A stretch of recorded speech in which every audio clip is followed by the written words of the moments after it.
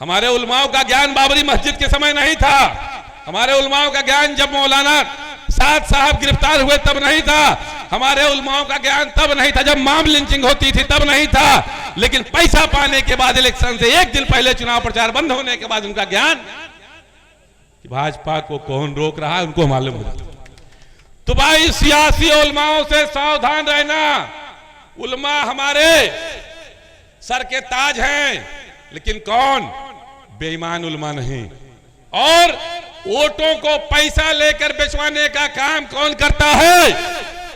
बेईमान उलमा करता है, उलमा नहीं करता। उलमा अगर अपनी राय देगा तो उसके पीछे पैसा नहीं लेगा। क्या आपको साथ देना चाहिए? मुस्लिम समाज के लोगों से पूछ रहा हूं, देना चाहिए? कि अभी भी आपका एक ही नारा है कि हमको भाजपा हराना है, भाजपा हराना है, भाजपा हराना है। ये नारा मुस्लिम समाज का नारा नहीं है। ये समाजवादी के कुछ पालतू टाइप के उलमा हजरात, सैलरी पेड। ये बात मैं मंच से कह रहा हूं, उलमा हजरात को बहुत बुरी भी लग सकती है, लेकिन ये सीरियस बात समाज में ये बात फैलाने का काम कौन करता है? उलमा हजरात करते हैं। एक रथ यात्रा गुजरात से चली 90-91 के आसपास, 92 के आसपास।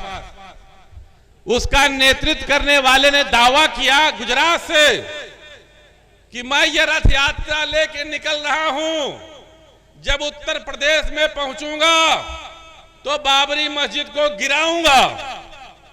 उस समय हमारे तमाम वो सियासी उलमा हजरात जो फतवा देते हैं इलेक्शन पीरियड में, उनका कोई फतवा नहीं आया। 92 का एक दौर आया, बाबरी मस्जिद गिरा दी गई और एक भीड़ ने चैलेंज करके कहा कि मैं गिराने 6 तारीख को जा रहा हूं। हमारे उत्तर प्रदेश के और हिंदुस्तान के किसी सियासी मौलाना ने कोई एहतजाज नहीं किया, कोई एतराज नहीं किया कि हम इसको रोकेंगे। आज कोई भी घटना होती है तो अगर हुकूमत से लड़ने की स्थिति में आप नहीं तो 10 आदमी झंडा डंडा लेके खड़ा होता है कि मुर्दाबाद मुर्दाबाद, हम इसको नहीं मानेंगे। खड़ा होता है ना भाई।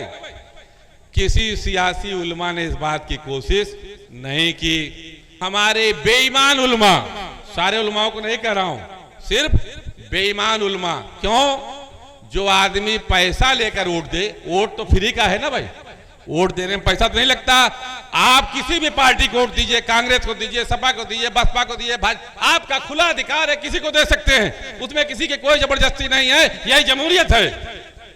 लेकिन हमारे बेईमान उलमा, जब उनकी जेब में नोट की गड्डी गई, ये बात मैंने मंच से कही थी कि इलेक्शन प्रचार बंद होने के बाद जब सियासी जमात के लोग नोटों की गड्डियां लेके निकलेंगे तो ये उलमा हजरात जिसके पार्टी की तरफ से पैसा पाएंगे, रात में उसके लिए फतवा देंगे।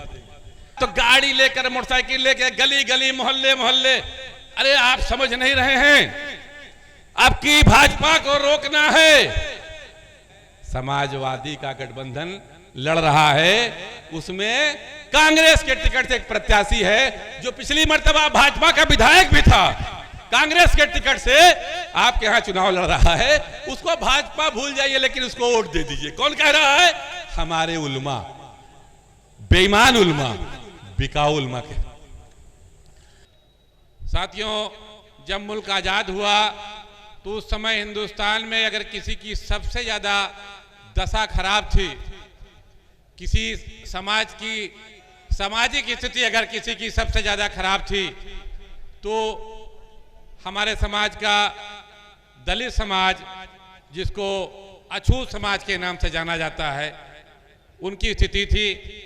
उस समय बाबा साहब अम्बेडकर जी लंदन से बैरिस्टर की डिग्री लेके आए हुए थे, लेकिन समाज में उनको कोई एक्सेप्ट नहीं कर रहा था, स्वीकार नहीं कर रहा था।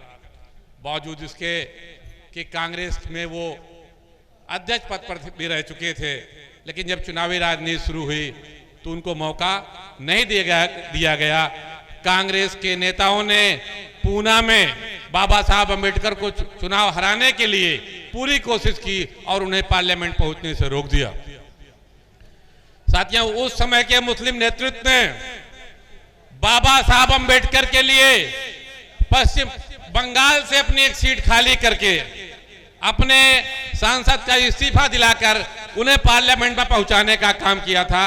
यही शुरुआत होती है इस मुल्क में दलित, शोषित और वंचित समाज की मदद करने की। मुस्लिम समाज हर दौर में खड़ा था। बाबा साहब संविधान सभा के मेंबर बने और उन्होंने संविधान की रचना की।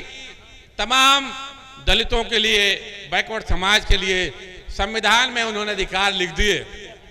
लेकिन फिर भी 50 साल के कांग्रेस के दौर इक़्तिदार में वो शोषण जो 6000 साल से लगातार इस मुल्क में जारी था, कांग्रेस के दौर में भी होता रहा। अभी भारतीय जनता पार्टी वाले लोग कहते हैं ना 800 साल की गुलामी। मैं ये कहता हूं कि इस मुल्क में बसने वाले दलित, शोषित, वंचित समाज की 6000 साल की गुलामी की बात भारतीय जनता पार्टी के लोग नहीं करते। मैं उस 6000 साल की गुलामी की याद दिलाना चाहता हूं। बाबा साहब अंबेडकर को अख्तियार तो मिला, लेकिन उनका समाज इतना जागरूक नहीं था कि उनको ताकत दे सके। उत्तर प्रदेश में एक दूसरा जननायक पैदा हुआ, माननीय काशीराम जी। जब काशीराम जी ने तिलक, तराजू और तलवार इनको मारो, जूते चार का नारा दिया था, उस समय भी उनके समाज की ये ताकत नहीं थी, ये हैसियत नहीं थी, ये आर्थिक हैसियत नहीं थी, ये सामाजिक हैसियत नहीं थी कि आंदोलन खड़ा कर सके। उस समय मुस्लिम समाज के तमाम नेताओं ने बहुजन समाज के इस आंदोलन का साथ दिया और बहुजन समाज एक आंदोलन की शक्ल में खड़ा हुआ। उत्तर प्रदेश में न सिर्फ आंदोलन की शक्ल में खड़ा हुआ, बल्कि 3-3 मरतबा उत्तर प्रदेश में सरकार बनी। अभी हमारे कुछ दलित समाज के नेता मंच में बता रहे थे कि दलित समाज के लोग हमेशा न्याय की लड़ाई लड़ते हैं। एक हमारा समाज, मुस्लिम समाज, जिसको सफेद हस्ती से मिटाने की कसम खाकर सत्ता में आए नरेंद्र मोदी, और ये उत्तर प्रदेश में सत्ता की कुर्सी पर बैठे हुए, इन लोगों का ये मकसद था कि हिंदुस्तान से मुसलमानों को मिटा देंगे, और इनके एजेंडे में था। लेकिन मैं ये पूछना चाहता हूं कि 10 साल की हुकूमत दिल्ली में और लगभग 7-8 साल की उत्तर प्रदेश में हुकूमत, मुसलमानों का कहीं बाल भी बाका हुआ? क्या किसी मुस्लिम बस्ती में इस बात का डर और खौफ है कि हम मिटा दिए जाएंगे? क्या किसी मुस्लिम समाज के अंदर इस बात का कोई डर है कि हमको यहां से लोग हकाल देंगे, निकाल देंगे? हमारा समाज पूरे इत्मीनान के साथ है साथियों। लेकिन मैं बात कर रहा था कि 6000 साल से जो समाज गुलाम था, उसको सत्ता के सिंहासन पे पहुंचाने के लिए उत्तर प्रदेश में 25% मुसलमानों ने, जो उत्तर प्रदेश की आबादी की 25% था, कंधे से कंधा लगाया और मुख्यमंत्री की कुर्सी पर बैठाया। बैठाया कि नहीं बैठाया? उत्तर प्रदेश में अगर मुस्लिम समाज का साथ ना होता तो मैं दावे के साथ कह सकता हूं कि बहुजन समाज पार्टी कभी सत्ता में नहीं आती और मायावती नाम की कोई मुख्यमंत्री उत्तर प्रदेश में पैदा नहीं होती। इस शांत रहिए, नारा न लगाइए, सीरियस बात कर रहा हूं। इस काम को करने के लिए उत्तर प्रदेश में अगर किसी समाज ने बहुजन समाज पार्टी के साथ कंधे से कंधा मिलाया तो सिर्फ और सिर्फ मुस्लिम समाज था। लेकिन जब मुसलमानों पे जुल्म होता है, मुसलमानों पे अत्याचार होता है, तो बड़े दावे के साथ कह सकता हूं कि किसी भी बहुजन नेतृत्व ने, ना मायावती जी ने और ना ही बहुजन आंदोलन के तमाम छोटभैये नेता जो ये दावा करते हैं कि हम बहुजन समाज को नेतृत्व देंगे, मध्य प्रदेश में नेतृत्व नहीं दे पा रहे, राजस्थान में नेतृत्व नहीं दे पा रहे हैं। उत्तर प्रदेश में मुस्लिम समाज ने साथ दिया, 3-3 मरतबा सरकार बनाई। उस बहन मायावती जी का यह कहना है कि चूंकि मुस्लिम कट्टरपंथी होता है, इसलिए मैंने अपने समाज के लोगों का वोट डाइवर्ट कर दिया। कहां डाइवर्ट कर दिया? उन लोगों की जिनके खिलाफ 6000 साल से तुम्हारा समाज लड़ रहा था। और न सिर्फ उस समय वोट डाइवर्ट कर दिया, तो मैं तो यह दावे से कह रहा हूं कि बहुजन समाज पार्टी के मुखिया ने बहुजन समाज के वोटों को गिरवी रख दिया मनुवादियों के साथ, और आज बहुजन समाज का हक उत्तर प्रदेश में महफूज नहीं है, जहां बहुजन समाज सबसे मजबूत है। दूसरी बात मैं कहना चाहता हूं बैकवर्ड समाज के ताल्लुक से। जिस समय बाबरी मस्जिद शहीद हुई उसके पहले तक उत्तर प्रदेश में लगातार कांग्रेस की सरकार हुआ करती थी और ये मुस्लिम समाज कांग्रेस की सरकार बनाने में बड़ी जिम्मेदारी से काम भी करता था। आजादी के पहले दिन से और बाबरी मस्जिद की शहादत के पहले तक पूरे हिंदुस्तान में कांग्रेस ने अपने दौर इक़्तिदार में हजारों दंगे कराए। मलियाना, भागलपुर, अलीगढ़, मेरठ, मुरादाबाद तमाम दंगों की तारीख रही। लेकिन बाबरी मस्जिद की शहादत के बाद मुसलमानों का सब्र जवाब दे गया। मुसलमानों ने कांग्रेस को उत्तर प्रदेश में वोट देना बंद कर दिया। हालत यह है कि आज उत्तर प्रदेश में कांग्रेस का एक भी नुमाइंदा, कभी 1 सीट जीतती है, कभी 2 सीट जीतती है, कभी 3 सीट जीतती है। मैं ये बात मुसलमानों तुम्हें याद दिलाना चाहता हूं कि तुम्हारी सियासी हैसियत यह है कि तुमने जिसके सर पर हाथ रखा वो सत्ता के गलियारों में था। जिस दिन से तुमने कांग्रेस से अपना हाथ खींचा 92 से आज तक उत्तर प्रदेश में कांग्रेस सत्ता के गलियारों, क्या गलियारों के बाहर तक भी हवा नहीं लगी कांग्रेस। ये अपनी हैसियत समझो। बाबरी मस्जिद के शहादत के बाद एक पहलवान दूध बेचने वाला अपना दूध का डिब्बा फेंक कर बाबरी मस्जिद के खड़े पर खड़ा होकर आवाज देता है कि मुसलमानों, मैं पहलवान हूं, अपनी बात दमदारी से करूंगा, जो वादा करूंगा निभाऊंगा। अच्छा, चूंकि मुसलमानों को कभी सत्ता अपने हाथ में लेने की कोई जल्दबाजी तो थी नहीं, कोई फिक्र नहीं थी, कोई एजेंडा नहीं था। आजादी के बाद से आज तक कभी ये कोशिश नहीं की हम हुकूमत करेंगे, कभी कोशिश नहीं की। हालांकि उत्तर प्रदेश में आबादी 25% है, 3% ने हुकूमत करी, 11% ने हुकूमत करी, 7% ने हुकूमत करी। 25% के लोग कभी हुकूमत करने का इरादा भी नहीं करते। कोई बात नहीं करते, ठीक। एक सरकार बनी मुलायम सिंह जी की, मुसलमानों के वोटों के खैरात पर मुलायम सिंह जी पहली मर्तबा सत्ता में आए थे। लेकिन क्या दलित समाज की मुखिया मायावती जी ने दलित समाज के साथ न्याय किया? अगर तरक्की कुछ भी थोड़ा बहुत भी उत्तर प्रदेश में हुई तो सिर्फ जिसे हम हरिजन समाज कहते हैं या गांव में जिसे चमार शब्द से जाना जाता है, उनकी तो तरक्की हुई। पासी समाज के साथ क्या हुआ, उनकी तरक्की क्यों नहीं हुई? इसलिए नहीं हुई कि दलित समाज के नेता बहन मायावती जी बेईमान थी अपने समाज के साथ न्याय करने के लिए। और वही हालात उत्तर प्रदेश में माननीय मुलायम सिंह के साथ भी था। बनते तो थे नेता किसके? बैकवर्ड समाज के। वोट किसका पाते थे? मुसलमान का। और जब सत्ता में आते थे तो क्या करते थे? सिर्फ कल्याण करते थे किसका? यादव समाज का। ये कबेरा समाज क्या बैकवर्ड समाज में नहीं आता? ये कुर्मी समाज, ये पटेल समाज क्या बैकवर्ड समाज में नहीं आता? क्या इन्होंने समाजवादी मुखिया मुलायम सिंह की सरकार बना लेते समय वोट नहीं दिया था? तो आज पिछड़ा क्यों है? आज पिछड़ा इसलिए है कि समाजवादी नेतृत्व करने वाले मुलायम सिंह, इन्होंने सिर्फ यादव समाज के कल्याण का काम किया, बाकी बैकवर्ड समाज के लोगों का कल्याण का काम नहीं किया। और आज क्या हालत है? आज हैसियत में नहीं है मायावती जी और हैसियत में नहीं अखिलेश यादव जी कि दलित की मायावती जी बात कर सके और अखिलेश यादव जी बैकवर्ड की बात कर सके। क्यों? अपने दौरे इक़्तिदार में बड़ी बुराई बतियाते थे ना कि पंडितों ने बड़ा डकैती की, बड़ा लूट किया। मैं ये खुले मन से कह रहा हूं कि मायावती सरकार में इतनी लूट और इतनी डकैतियां और इतनी बदनवानियां की मायावती जी ने, और इतनी लूट और इतनी डकैतियां और इतनी बेईमानियां की अखिलेश यादव जी ने कि दलितों के साथ हो रहे जुल्म पर मायावती जी की हैसियत नहीं है कि मुंह खोल सके, और बैकवर्डों के साथ हो रहे जुल्म पर अखिलेश यादव जी की हैसियत नहीं कि अपनी जबान खोल सके। क्यों? इसलिए कि जबान खोलेंगे तो हालात लालू यादव जैसे होंगे और हालात केजरीवाल वाले होंगे। जेल की डर से और अपने समाज के नाम पर लूटी गौ दौलत को बचाने के लिए ये दोनों नेता उत्तर प्रदेश में दलितों के पीठ पर छुरा भोंक रहे हैं और बैकवर्ड समाज के पीठ पर छुरा भोंक रहे हैं। ऐसे समय में एक मर्द मुजाहिद मान्यवर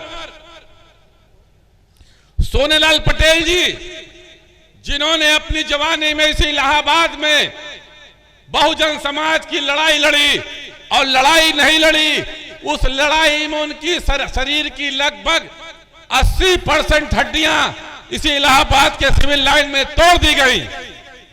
लेकिन फिर भी वो मर्द मुजाहिद जब दोबारा खड़ा हुआ तो बहुजन दलित समाज के कल्याण की बात करता रहा और पूरे जीवन बहुजन समाज दलित समाज और बैकवर्ड समाज की कल्याण की बात करता रहा। अगर उन्होंने भी सत्ता के गलियारे में समझौता किया होता जैसे अखिलेश यादव मायावती ने कर रखा है, कैंडिडेट भी मायावती अमित शाह के कहने पे बांट रही हैं लोकसभा का, इस तरह अगर उन्होंने भी सत्ता से समझौता किया होता तो आज हर चौराहे पर मानवर सोनेलाल की बड़ी बड़ी मूर्तियां होती, उनके नाम पे तमाम स्कीमें चल रही होती। आज प्रतापगढ़ में एक मेडिकल कॉलेज का नाम मानवर सोनेलाल पटेल जी के नाम से रखा गया।